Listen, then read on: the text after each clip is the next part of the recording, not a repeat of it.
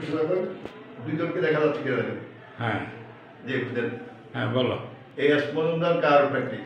তো ফাতেমা বেগম ওনার বাড়ি হলো চট্টগ্রামে। হ্যাঁ বাসা চট্টগ্রামের কোথায়? হালিশহরে। উনি হালিশহর থেকে আসেন আমার এখানে। ওনার দেখাইছেন পপুলার ডায়াগনস্টিক সেন্টার লিমিটেড, চিরং। চিরং তো নাকি? হ্যাঁ হ্যাঁ চিনা। তারপরে সব চিরং মেট্রোপলিটন হাসপাতাল চট্টগ্রাম, তারপর হলো সিটি হাসপাতাল, তারপরে মেট্রোপলিটন হাসপাতাল, সবগুলা অনেক দেখাইছেন। যা বলার ওখানে বলার হ্যাঁ হ্যাঁ নিউরোলজি দেখাইছি। কোনো ভাষা নাই। মানে অন্য আবার ডাক্তার মোহাম্মদ শওকত হোসেন, অপরদিকে ওনার সিটি স্ক্যান, এমআরআই এবং এইসব রিপোর্ট আমরা আগে অনেকবার দেখাইছি। এই কারণে সবগুলো খুলে দেখাই, সমস্যা করতে রাজি না।